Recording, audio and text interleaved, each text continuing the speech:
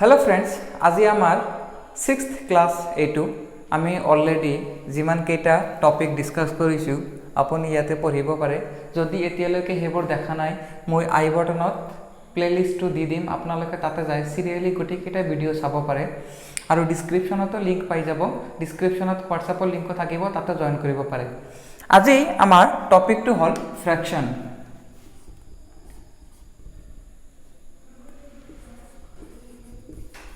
भग्नांश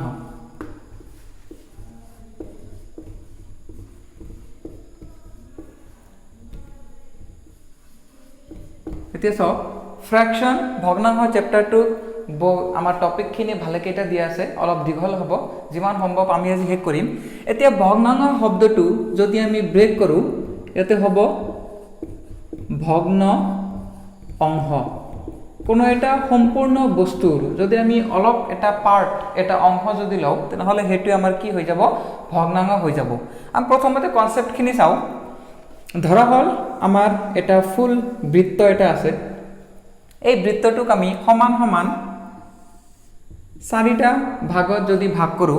আৰু চাৰিটা ভাগৰ যিকোনো এটা বা দুটা বা তিনিটা বা চাৰিটা ভাগ লও তেনহলে এটো কি হৈ যাব ভগ্নাংশ হৈ যাব। আমি চাৰিটা কি কৰিছো অংশ বনাইছো তাৰে যদি আমি এটা অংশ লও তেনহলে এটো কি হৈ যাব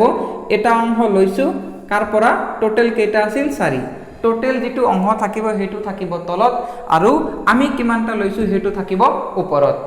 এতিয়া যদি মই আৰু এটা লও ধৰক মই দুটা অংশ লৈছো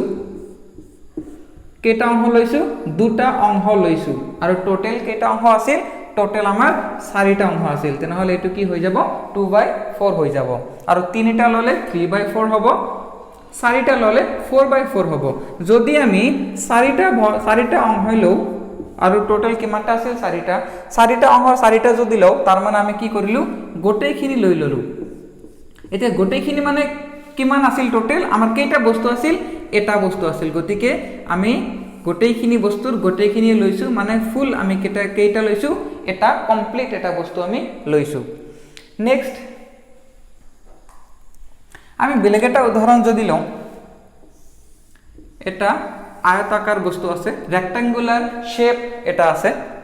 ইয়াতে আমি ভাগ কৰিলো 1 2 3 4 5 6 1 2 3 4 5 6 7 আমাৰ কি আছে টোটাল পার্টস মুঠ অংশ কেইটা আছে বা সেকশন বা রিজন কেইটা আছে 7টা আছে। এতিয়া আমি বনাব লাগে ভগ্নাংশ। এতিয়া আপুনি কেইটা অংশ লব ধৰা হল আমি প্ৰথম তিনিটা যিকোনো তিনিটা অংশ লৈছো গতিকে আমি তিনিটা অংশ লৈছো কেইটাৰ পৰা আউট অফ টোটাল কিমান 7 গতিকে এইটো আমাৰ এই চিত্ৰটোৰ কি হৈ যাব ভ্যালু হৈ যাব। নেক্সট যেটো আমাৰ নেক্সট টপিক আছে হেতু হল টাইপস অফ ফ্ৰ্যাকশন ভগ্নাংশৰ প্ৰকাৰ কিমান ধৰণৰ ভগ্নাংশ আছে আমি গোটেই কেইটা এটা এটাকে পঢ়ি যাম সিৰিয়ালি। এতিয়া নেক্সট যেটো আমাৰ টপিক আছে হেতু হল টাইপস অফ ফ্ৰ্যাকশন।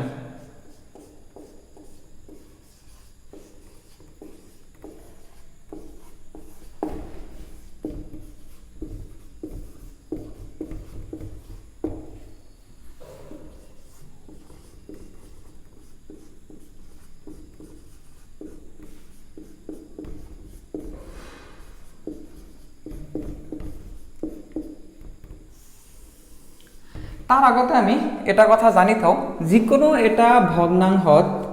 ওপৰৰ এইটো নম্বৰক আমি নিউমাৰেটৰ বুলি কও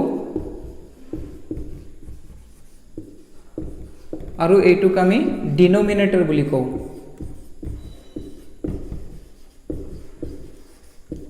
আৰু এইটো অসমীয়াত কোৱা হয় হৰ আৰু এইটো কোৱা হয়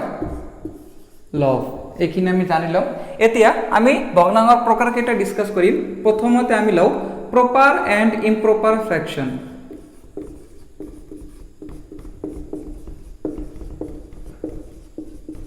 অসমীয়াত হ'ব প্ৰকৃত আৰু অপ্ৰকৃত। এতিয়া প্ৰপাৰ ফ্ৰ্যাকশন বা প্ৰকৃত ভগ্নাংশ কাক কয় যিকোনো এটা ভগ্নাংশৰ আমি যিকোনো এটা ভগ্নাংশ লৈছো a/b এইটো এটা ভগ্নাংশ আছে এতিয়া এই ভগ্নাংশটোত যদি নিউমাৰেটৰৰ ভ্যালুটো যদি ডিনোমিনেটৰতকৈ সৰু হয় নিউমাৰেটৰ ইজ লেছ দেন ডিনোমিনেটৰ বা আমি অসমীয়াত কি কম লগৰ মানটো যদি হৰতকৈ সৰু হয় তেনহলে আমি এইটো ভগ্নাংশক কি কম প্ৰকৃত বা প্ৰপাৰ ফ্ৰেকশন বুলি কম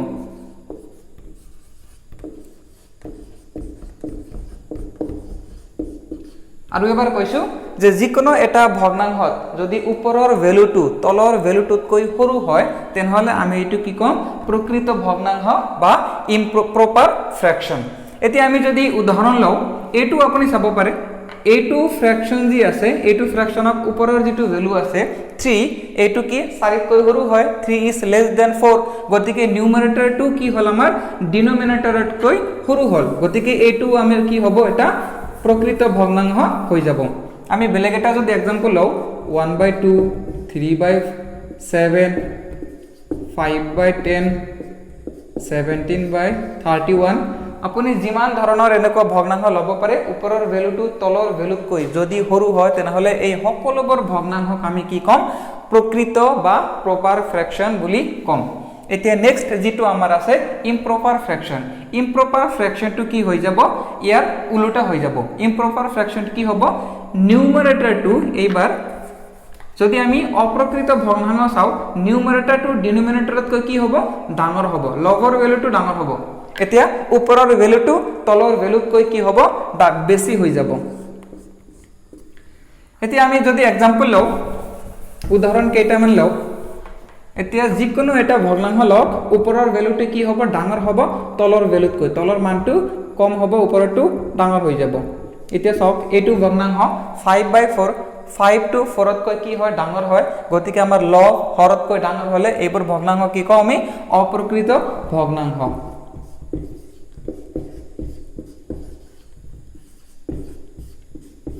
এই সকলোবোৰ ভগ্নাংশক আমি অপ্ৰকৃত ভগ্নাংশ বুলি কম যদি এইখিনি বুজি পাইছে তেনহলে আমি আগবাঢ়ি যাও আমাৰ নেক্সট টপিক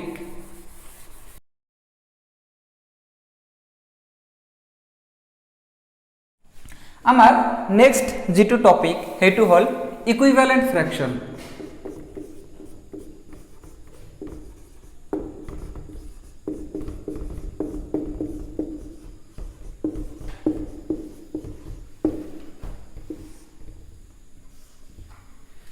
এতিয়া ইকুইভ্যালেন্ট ফ্ৰ্যাকশনৰ অসমীয়া নামটো মই ইয়াতে দি দিম মই বৰ্তমান পাহৰি গৈছো নামটো মই ইয়াতে দি দিম এতিয়া ইকুইভ্যালেন্ট ফ্ৰ্যাকশনটো কেনেকুৱা মই উদাহৰণ দি বুজাই দিও যিকোনো এটা আপুনি ফ্ৰ্যাকশন ধৰক যিকোনো এটা ভগ্নাংশ আমি ধৰিলো 1/2 এতিয়া এই ভগ্নাংশৰ যদি বেলেগ এটা আমি ভগ্নাংশ লও ধৰক আমি 2/4 লৈছো এই দুটা ভগ্নাংশ যদি আমি কম্পেয়াৰ কৰো 2/4 ভগ্নাংশটো যদি এইটো যে দাগ আছে এইটো মানে কি বুজায় আমাৰ ডিভাইড বুজায় গতিকে দুইটা সংখ্যাক আমি কি কৰিম 2 ৰে যদি আমি ডিভাইড কৰো হৰণ কৰো 2 ৰে ইয়াৰ মাজত কিমান বাৰ যাব এবাৰ যাব আৰু 4 ৰ মাজত কিমান বাৰ যাব দুবাৰ যাব আলটিমেটলি যেতিয়া এইটো ভগ্নাংশ আমি ডিভাইড কৰি আকৌ কি পাম আমি 1/2 পালো গতিকে এই ভগ্নাংশ 1/2 আৰু 2/4 এই দুইটা ভগ্নাংশক আমি কি কম ইকুইভ্যালেন্ট ফ্ৰ্যাকশন বুলি কম সহজ ভাষাত কবলৈ গলে দুইটা ভগ্নাংশৰ যেটো অৰিজিনাল ভ্যালু হেতু কি হ'ব সেম হ'ব মানে তলৰ সংখ্যাটো ওপৰতকৈ ডাবল আৰু এই সংখ্যাটো এইটোতকৈ ডাবল এনেকুৱা ধৰণৰ আৰু যদি আমি কিছুমান উদাহৰণ লও ধৰক 3 তেনহলে আমি এইটো কি কৰিম ডাবল কৰি দিম 6 কৰি দিম ইয়াতে 4 যদি লও 4 ৰ ডাবল হল 8 এনেকুৱা ধৰণৰ যিমান ভগ্নাংশ পাব এই গোটেই কেইটা ভগ্নাংশক আমি কি বুলি কম ইকুইভ্যালেন্ট ফ্র্যাকশন বুলি কম আমি আৰু এটা एग्जांपल লও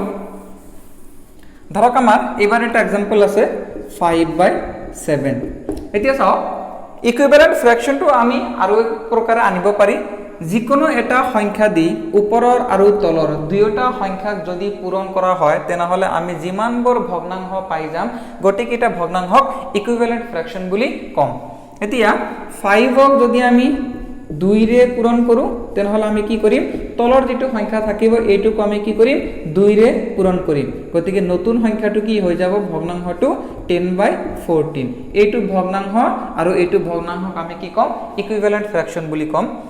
এতিয়া যদি আমি এই দুয়োটা সংখ্যাক আকৌ 2 ৰে যদি ডিভাইড কৰো তেনহলে কিমান বাৰ যাব 5 বাৰ আৰু 14 কিমান বাৰ যাব 7 বাৰ আকৌ ঘুৰি ঘুৰি আমি কি পাম 5/7 আকৌ ঘুৰাই পাম গতিকে 5/7 আৰু 10/14 ৰ যেটো ভ্যালু হয় মান হয় এই দুয়োটা মান একে থাকে গতিকে আমি এই দুটা কি কও ইকুইভ্যালেন্ট ফ্র্যাকশন বুলি কও এতিয়া আমি এইটোৰ আৰু এটা উদাহৰণ কৰিম তাৰ পিছত আমি নেক্সট টপিকলৈ যাম ইকুইভ্যালেন্ট ফ্ৰ্যাকশন আৰু এটো সমান বা সমমান ভগ্নাংশ হ'ব নেকি সমমান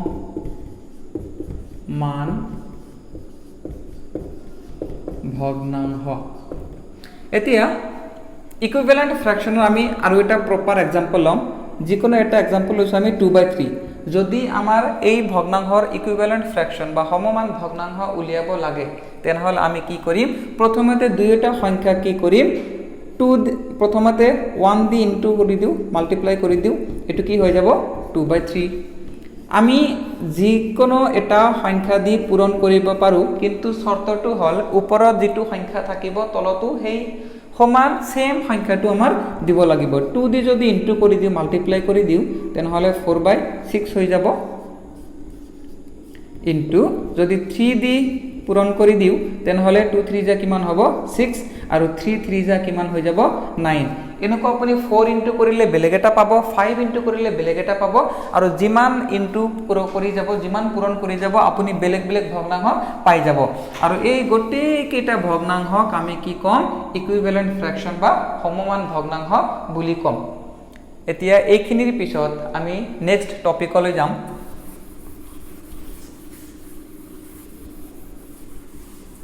নেক্সট টপিক কি আছে বেবি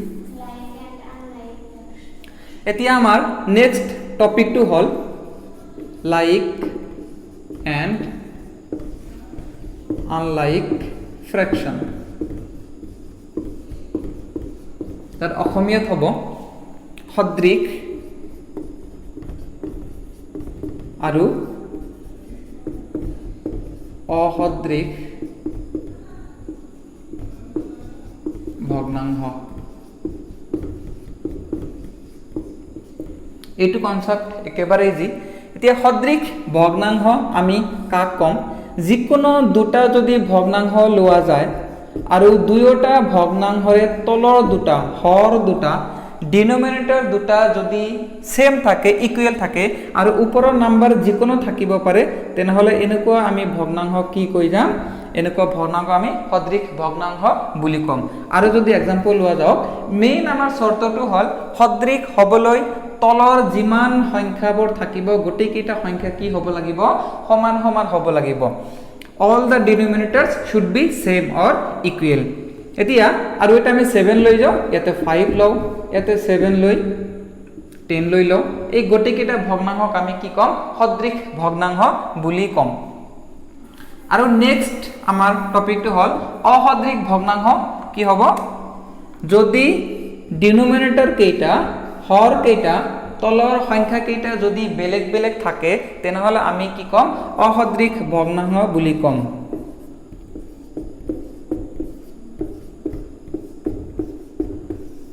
এই সকলো কেইটা ভগ্নাংশ কি হৈ যাব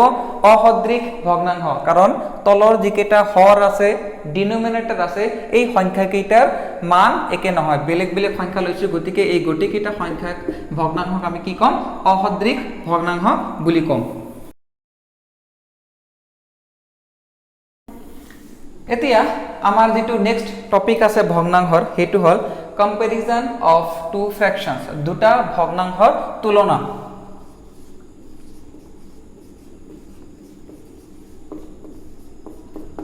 ভগ্নাংশৰ যেতিয়া আমি তুলনা কৰিম কম্পেয়াৰ কৰিম তেতিয়া আমি কি কৰিম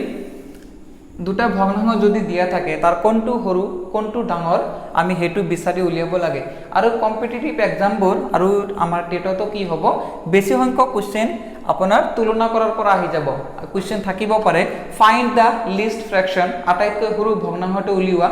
আৰু থাকিব পাৰে arrange the following fractions in ascending order or descending order, তলত দিয়া ভগ্নাংশবোৰ ঊৰ্ধ্বক্ৰম আৰু অধক্ৰমত সজাব লাগে। এনেকুৱা কুৱেশ্যনবোৰ আমাৰ টেটৰ এক্সামত আহি থাকিব, গতিকে আমাৰ এইটো টপিক বহুত ইম্পৰ্টেণ্ট হয়। এতিয়া তুলনা কৰিবলৈ যিকোনো দুটা আমি ভগ্নাংশ যদি কনসিডাৰ কৰোঁ 5/7 আৰু 7/8, অলপ ইজিটো লওঁ 7/14। ধৰা হল আমাক দুটা ভগ্নাংশ দিয়া আছে, এই দুটা ভগ্নাংশ আমি কি কৰিব লাগে, তুলনা কৰিব লাগে, বা কোনটো সৰু কোনটো ডাঙৰ সেইটো আমি বিচাৰি উলিয়াব লাগে। এতিয়া ভগ্নাংশ তুলনা কৰিবলৈ প্ৰথম যিটো কণ্ডিশ্যন, প্ৰথম কণ্ডিশ্যনটো আৰু ইজিয়েষ্ট প্ৰচেছ হয় যে প্ৰথম কণ্ডিশ্যনটো আমি কি কৰিম, দুয়োটা ভগ্নাংশক আমি কি, দুয়োটা ভগ্নাংশৰ যিটো ডিনমিনেটৰ আছে, হৰ আছে, এই দুটা সংখ্যাক আমি কি কৰিম, সমান বনাবৰ বাবে চেষ্টা কৰিম। এতিয়া যদি সৰু বা ইজি অংক থাকে তেনেহলে আমি কি কৰিম, চাওক এইটোৰ যেটো হৰ আছে, ডিনোমিনেটৰ আছে 7, ইয়াৰে হৰ কিমান আছে 14, এই দুটা সংখ্যা আমি ইকুৱেল কৰিব লাগে। গতিকে আমি প্ৰথমতে 5/7 লৈ লৈছো আৰু 7/14 লৈ লৈছো। এইটো যদি লাইক ফ্ৰেকশন বনাব লাগে, সদৃশ ভগ্নাংশ বনাব লাগে, তেনেহলে আমি কি কৰিম, এই সংখ্যা দুটা আপুনি মন কৰক, তলৰ সংখ্যা দুটা 7 টো সৰু, 7 এৰ লগত কি পূৰণ কৰিলে 14 পাম, বা আপুনি বেলেগ এটা কৰিব পাৰে 14ক কি সংখ্যা দি ডিভাইড কৰিলে আমি 7 পাম, আমি দুয়োটাই কৰিব পাৰিম। এতিয়া যদি আমি 2 ৰে পূৰণ কৰি দিওঁ, আমাৰ ভগ্নাংশটি কি হৈ যাব, 5 2 যা 10 আৰু 7 2 যা 14। এতিয়া যদি আমি দুয়োটা ভগ্নাংশ কি কৰো, কম্পেয়াৰ কৰো, এতিয়া চাওক এই দুয়োটা ভগ্নাংশত তলৰ সংখ্যা দুটা কি আছে, সমান সমান আছে। এতিয়া ওপৰৰ সংখ্যা দুটা যদি আমি চাওঁ, ওপৰৰ সংখ্যাত এইটো সংখ্যা কি আছে, ডাঙৰ, আৰু এইটো কি আছে, সৰু, তেনেহলে ওভাৰঅল হল এই ভগ্নাংশটো এইটো ভগ্নাংশত কি হৈ যাব, ডাঙৰ হৈ যাব। এতিয়া এইটো সাইন যদি আপুনি নাজানে মই সৰুকে লিখি দিওঁ, যিটো এইটো সাইডত থাকিব, খোলা সাইডত থাকিব, সেইটোক আমি কি কম, ডাঙৰ বুলি কম, আৰু যিটো এইটো কৰ্নাৰত থাকিব সেইটোক আমি সৰু বুলি কম। এইটো এনেকুৱাও থাকিব পাৰে, এইখিনিত থাকিলে আমি কি কৰিম, ভিতৰত থাকিলে আমি ডাঙৰ কম, আৰু যদি এইটো কৰ্নাৰত থাকে, কোণত থাকে, তেনেহলে আমি কি কৰিম, এইটো সাইডটো সৰু বুলি কম। গতিকে আমাৰ কি হল, এইটো ভগ্নাংশ ডাঙৰ হৈ গল, এইটো ভগ্নাংশ মানে কি আছিল 5/7, গতিকে আমাৰ আনসাৰটো হৈ যাব 5/7 গ্ৰেটাৰ দেন 7/14। নেক্সট আমি বেলেগ এটা এক্সাম্পল লওঁ।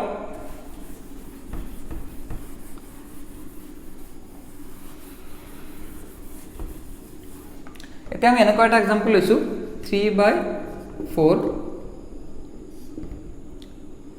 এতিয়া ইয়াতে 12, ইয়াতে আমি লৈ লৈছো 15। এতিয়া এই দুটা ভগ্নাংশৰ আমাৰ তুলনা কৰিব লাগে, বা সৰু আৰু ডাঙৰ বিচাৰি উলিয়াব লাগে। এতিয়া বিচাৰি সৰু তুলনা কৰাৰ আগতে প্ৰথম যেটো আমাৰ কন্ডিশন আছে সেইটো কি আছিল, যে আমি এই দুটা ভগ্নাংশ কি বনাব লাগে, সদৃশ ভগ্নাংশ বা লাইক ফ্ৰেকশন বনাব লাগে। লাইক ফ্ৰেকশন মানে কি আছিলে, যে তলৰ দুয়োটা সংখ্যা সমান হ'ব লাগিব, both the denominator should be same, দুয়োটা হৰ সমান সমান হ'ব লাগিব।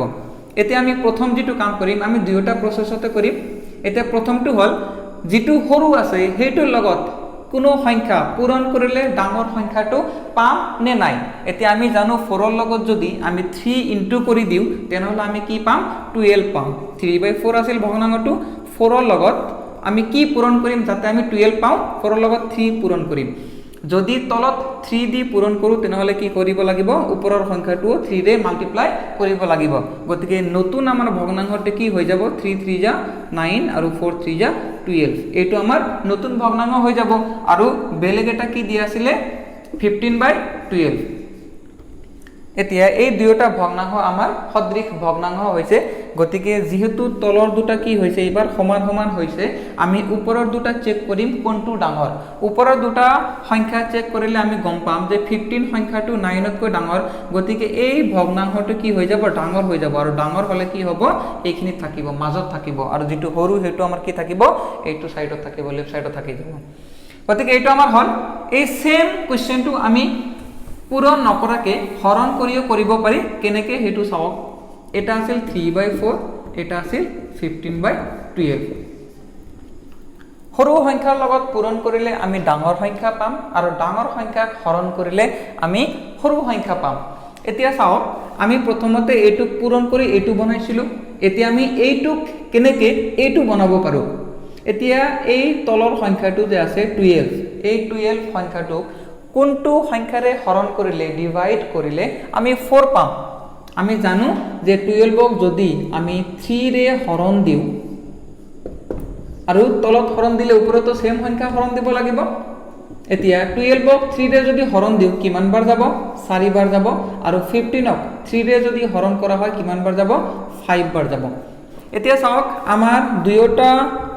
ভগ্নাংশ কি হল সদৃশ ভগ্নাংশ লাইক ফ্ৰেকশন হৈ গল যত ডিনোমিনেটৰ দুটা হৰ দুটা কি আছে একে আছে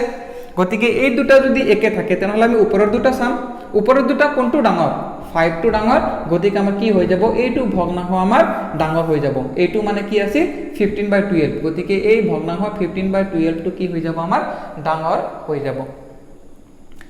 এতিয়া আমি নেক্সট স্টেপ লৈ যাম অলপ আমাৰ যেটো কোৱেশ্চন আছে অলপ হাই লেভেল লৈ যাম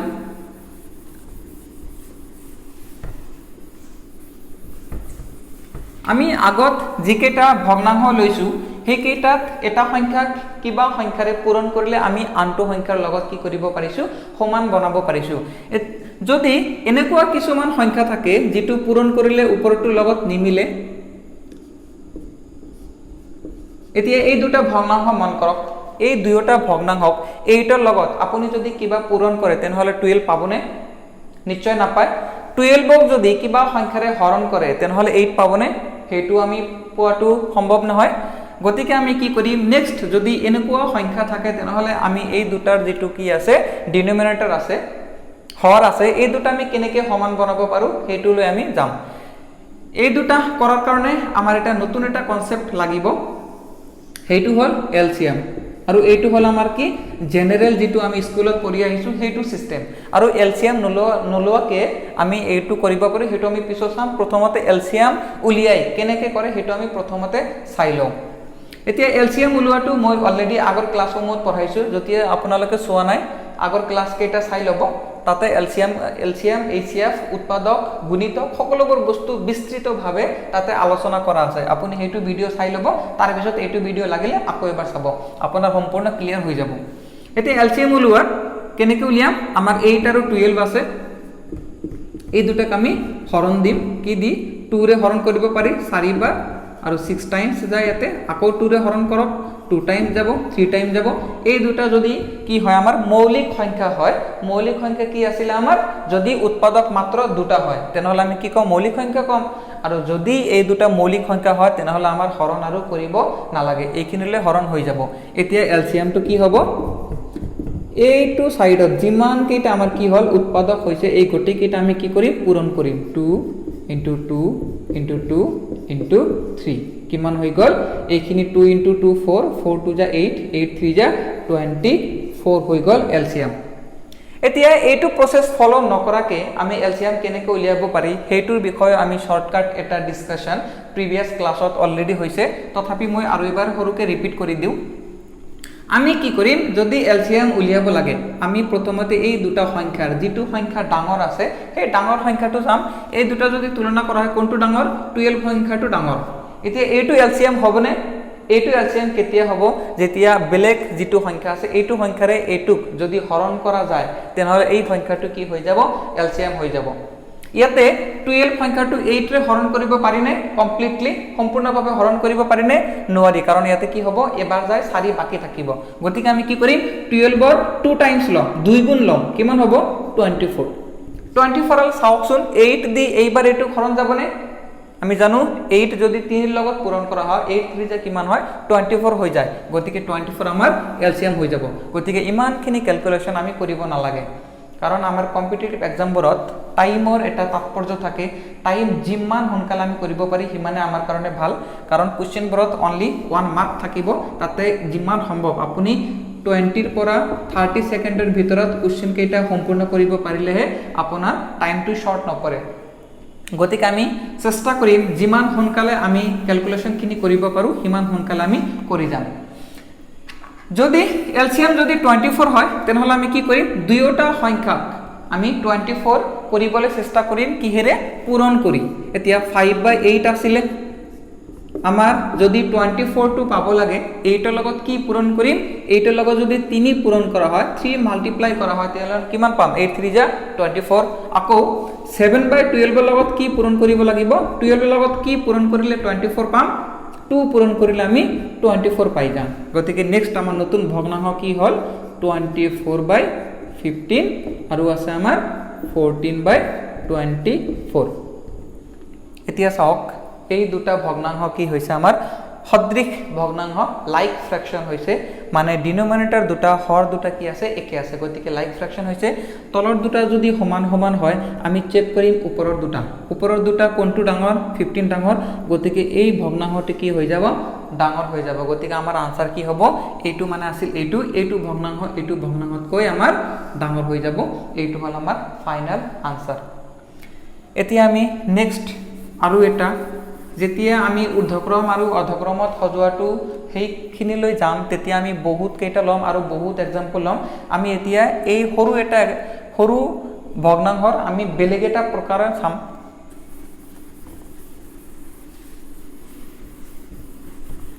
আমি প্ৰথম যেটো কন্ডিশন লৈছিলো ভগ্নাংশৰ তুলনা কৰতে আমি কি লৈছিলো তলৰ যদি দুয়োটা সংখ্যা প্ৰথমতে সমান দিয়া থাকে তেনেহলে আমি তুলনা কৰো ওপৰটো দে এতিয়া আমি নতুন এটা প্ৰকাৰৰ চাম যদি ওপৰৰ দুটা সেম হয় ধৰক ওপৰত ইয়াতে 7/3 আছে 7/4 আছে ইয়াতে দুয়োটা ভগ্নাংশত নিউমাৰেটৰ দুটা এবাৰ কি হৈছে সমান হৈ গৈছে লগ দুটা কি আছে সমান আছে এতিয়া ডিনোমিনেটৰ দুটা কি আছে বেলেগ আছে এইটো আমি ক্যালকুলেশন কৰাকে কৰিব পাৰো যদি আমি এলসিএম লও তেনেহলে কৰিব পাৰো আৰু এলসিএম নলকেও কৰিব পাৰো এতিয়া মই দুয়োটা একেলগে বুজাই দিও যাতে আপুনি আগৰটোৰ লগত এইটো কনফিউজ নহয় 3/7 4/7 দুয়োটা কন্ডিশন মই একেলগে কৰো ইয়াতে কি আছে তলৰ দুটা ডিনোমিনেটৰ সেম আছে ইয়াতে নিউমাৰেটৰ সেম আছে এটো আমি উইদাউট ক্যালকুলেশন কৰিব পাৰি এটো আমি অলৰেডি শিকিছো যে যদি তলৰ দুটা সংখ্যা সমান হয় তেনেহলে ওপৰৰ যেটো সংখ্যা ডাঙৰ হেতু ভগ্নাংশ কি হৈ যাব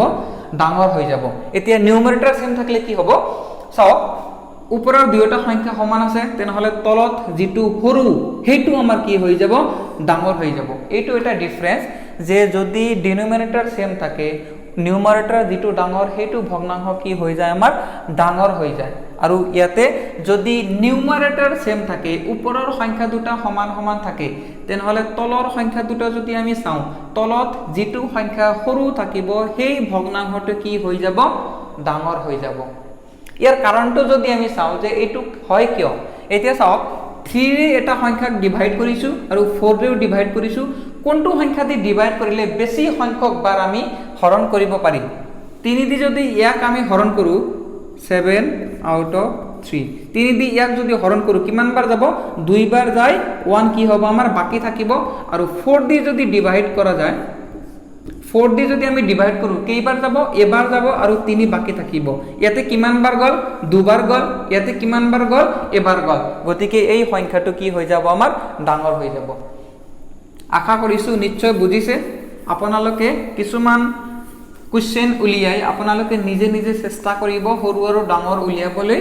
আৰু যদি তথাপি প্ৰবলেম হয় তেনেহলে কমেন্ট বক্সত জনাব আমি চেষ্টা কৰিম যাতে নেক্সট ভিডিও কেইটাত আকৌ এবাৰ এইবোৰ ডিসকাস কৰিব পাৰি নেক্সট আমি ভগ্নাংশৰ তুলনা অলৰেডি কমপ্লিট হল আৰু অলপ আমি কৰিম যেতিয়া আমি ঊৰ্ধ্বক্ৰম আৰু অধক্ৰমত সজোৱাখিনি কৰিম তেতিয়া আমাৰ বহুত কেইটা ভগ্নাংশ দিয়া থাকিব 4টা ভগ্নাংশ দিয়া থাকিব হেবোৰ শিকাতে আমি হাই লেভেলৰ কোশ্চেন কেইটা কৰি যাম এতিয়া আমি নেক্সট টপিকত যাও আপুনি ইমানখিনিলৈকে বুজি পাইছে তেনেহলে আমি ইয়াৰ নেক্সট যেটো আমাৰ টেটৰ যেটো টপিক আছে ভগ্নাংশ চেপ্টাৰত ফ্ৰেকশন চেপ্টাৰৰ যেটো নেক্সট টপিক আছে হেতু হৈছে addition subtraction multiplication and division of fraction ভগ্নাংশৰ যোগ বিয়োগ পূৰণ আৰু হৰণ এই 4টা আমি এতিয়া ডিসকাস কৰিম তাৰ প্ৰথমটো আমি কৰি লও প্ৰথমত আমি কি কৰিম প্লাসটো চাই লও প্লাসটো আমি কেনেকৈ কৰিম যিকোনো দুটা ভগ্নাংশ আমি ধৰি লও প্ৰথম কন্ডিশন 1 প্ৰথম কেস যদি আমি লও যদি কি থাকে ডিনোমিনেটরস আর সেম, হর যদি একে থাকে।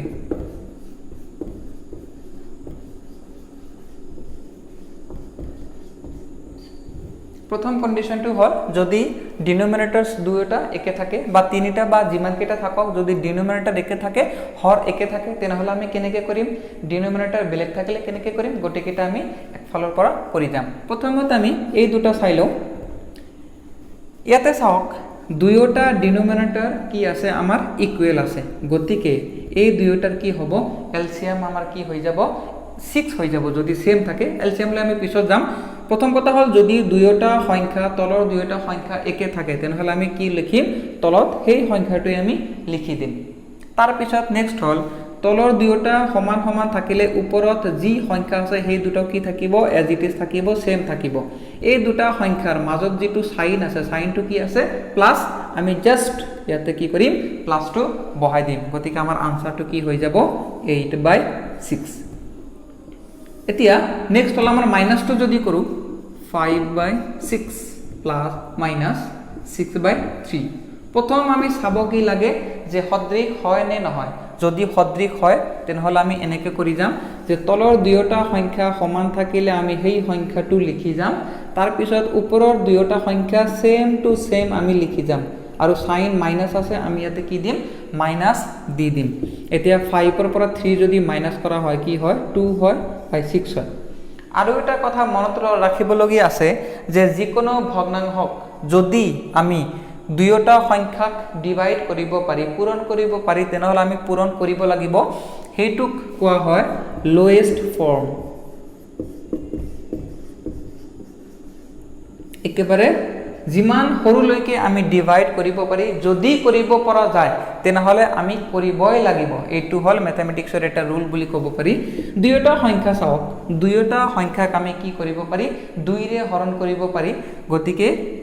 2ৰ মাজত কিমান বাৰ যায়, এবাৰ যাব। 6ৰ মাজত কিমান বাৰ যাব, 3 বাৰ যাব। গতিকে আনসাৰটো কি হৈ যাব, 1/3 আনসাৰ ইয়াৰ হৈ যাব। আৰু যদি আমি এইটো কৰোঁ, এইটো চাওক দুয়োটা সংখ্যাক 2ৰে হৰণ কৰিব পাৰি। এতিয়া যদি সুধে 2ৰে কিয় হৰণ কৰিব পাৰি, কাৰণ দুয়োটা সংখ্যা কি হয়, যুগ্ম সংখ্যা হয়, even number. So we can divide both the numbers by 2। গতিকে 2ৰে যদি আমি ডিভাইড কৰোঁ কিমান বাৰ যাব, 4 বাৰ যাব, 2ৰে ইয়াতে 3 বাৰ যাব। গতিকে আনসাৰটো কি হৈ যাব, 4/3। এইটো আমাৰ ফাইনাল আনসাৰ হৈ যাব। এইটো আমাৰ কেস 1 হ'ল যদি কি থাকে, ডিনোমিনেটৰ দুটা একে থাকে। নেক্সট আমাৰ যেটো কেস 2 সেকেন্ড যেটো আমাৰ টাইপ থাকিব, তাতে ডিনোমিনেটৰ বেলেগ বেলেগ যদি থাকে সেইবোৰ আমি কেনেকৈ কৰিম।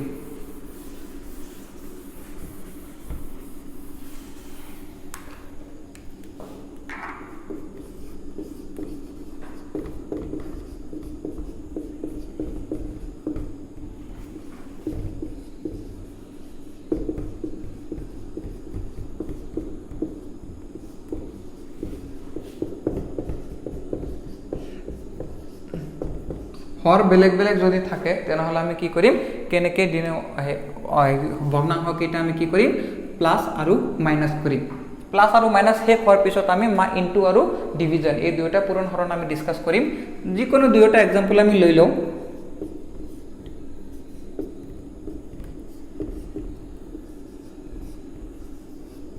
ধৰা হওক আমি এই দুয়োটা সংখ্যা, দুয়োটা ভগ্নাংশ লৈ লৈছোঁ। এই দুয়োটা সংখ্যা আমি কেনেকৈ প্লাস কৰিম। প্ৰথমতে যদি আপুনি চাই তলৰ সংখ্যা দুটা আমি সদায় চেক কৰিম, ডিনোমিনেটৰ দুটা। ভগ্নাংশৰ বেছিকখিনি কি হয়, কুৱেশ্যনবোৰত আমি যিটো মেইন আমাৰ চাবলগীয়া হয় সেইটো হ'ল আমাৰ ডিনোমিনেটৰ, তলৰ সংখ্যা দুটা চাব লাগে বা 3টা চাব লাগে। এই দুটা সংখ্যা চাওক, এই দুটা সংখ্যা সমান সমান নে নহয়। যদি সমান হ'লেতো প্ৰথম কণ্ডিশ্যনত যাব। যিহেতু সমান নহয় আমি সমান বনাম। সমান বনোৱাটো অলৰেডি মই ডিসকাস কৰিছোঁ যে 7ৰ লগত কিবা সংখ্যা পূৰণ কৰিলে 8 পাওঁ নেকি, নাপাওঁ। 8ক কিবা সংখ্যা দি হৰণ কৰিলে 7 পাওঁ নেকি, নাপাওঁ। গতিকে আমি নেক্সট যেটো আমাৰ প্ৰসেস হ'ল সেইটো হ'ল আমাৰ এলচিয়ামটো উলিয়াব লাগে। এতিয়া এলচিয়ামৰ শৰ্টকাটটো মই শিকাইছোঁ। যেটো ডাঙৰ সংখ্যা সেইটো চাম, এই সংখ্যাটো সৰুৰে যদি ডিভাইড কৰিব পাৰি তেনেহ'লে এইটো আমাৰ কি হৈ যাব, এলচিয়াম। কিন্তু আমি জানো 8ক 7 দি কি কৰিব নোৱাৰি, হৰণ কৰিব নোৱাৰি। গতিকে এলচিয়ামটো আমি কি কৰিম, প্ৰথমতে 2 টাইমছ লম 16 তথাপি না যায় 3 টাইমছ 24 তথাপি না যায় 4 টাইমছ 4 8 যা 32 তথাপি না যায় 5 টাইম না যায় 6 টাইম না যায় 7 টাইম হে যাব যদি 8 এর লগত 7 ইনটু করা যায় কিমান হ'ব 56 আৰু 7 এৰ লগত 8 ইনটু কৰিলে 56 আমি আৰু এটা বস্তু ক'ব পাৰো আপোনালোকে টুইন প্ৰাইম টু নিশ্চয় শুনিছে টুইন প্ৰাইম অসমীয়াত সহমৌলিক হ'ব লাগে সহমৌলিক সংখ্যা হ'ব লাগে টুইন প্ৰাইমটো হল যদি দুটা সংখ্যাৰ সাধাৰণ উৎপাদক কমন ফ্যাক্টৰ অনলি 1 হয় তেনেহলে আমি কি কম এই দুটা টুইন প্ৰাইম বুলি কম বা সহমৌলিক বুলি কম সৰি টুইন প্ৰাইম নহব এটো কো প্ৰাইম হৈ যাব কো প্ৰাইম নাম্বাৰ টুইন প্ৰাইম হল সিৰিয়ালি হ'ব লাগিব কনজিকিউটিভ নাম্বাৰ হ'ব লাগিব গতিকে এই দুটা আমাৰ কি আছে সহমৌলিক আছে আৰু সহমৌলিক সংখ্যাৰ ক্ষেত্ৰত এলসিএম উলিওৱাটো হল জাস্ট এইটো সংখ্যাক এইটোৰে পূৰণ কৰি দিয়ক আৰু এইটো ভগ্নাংশক এইটো সংখ্যাৰে আমি কি কৰিম পূৰণ কৰি দিম মানে 7 ক আমি কি কৰিম 8 ৰ লগত পূৰণ কৰিম আৰু তলত পূৰণ কৰিলে ওপৰটোও কৰিব লাগিব আৰু 8 ক আমি কি কৰিম 7 দি পূৰণ কৰি দিম এতিয়া আনসাৰটো আমাৰ কি হৈ যাব 5 8 যা 40 আৰু 7 8 যা 56 প্লাস 7 8 যা 56 3 7 যা 21 এতিয়া যদি আমি লক্ষ্য কৰো দুয়োটা ভগ্নাংশৰ কি আছে ডিনোমিনেটৰ দুটা একে আছে গতিকে আমি কি কৰিম একে থাকিলে আমি এবাৰ লিখি লম আৰু এই দুটা সেম থাকিলে ওপৰৰ দুটা কি কৰিম আমি সেম টু সেম লিখি যাম উইথ ইটস সাইন এতিয়া এই দুটা প্লাস কৰিলে কি হ'ব 61 আউট অফ 56 এইখিনি আমাৰ আনসাৰ হৈ যাব ভগ্নাংশ চ্যাপ্টাৰৰ যিমানখিনি শৰ্টকাট আছে আমি ক্লাস 2 শেষৰ ফালে গলে আমি লাহে লাহে শৰ্টকাট খিনি আমি ডিসকাস কৰি যাম এতিয়া নেক্সট যেটো আমাৰ টপিক আছে হেতু হল মাল্টিপ্লিকেশন আৰু ডিভিজন এটো আমি অহাকালি কৰিম যেহেতু আজিৰ ভিডিওটো অলৰেডি বহুত দীঘল হৈ গৈছে গতিকে আমি বাকিখিনি ভগ্নাংশৰ আমি অহাকালি কৰিম আশা কৰিছো আপোনালোকে ভিডিওটো চাই ভাল পাব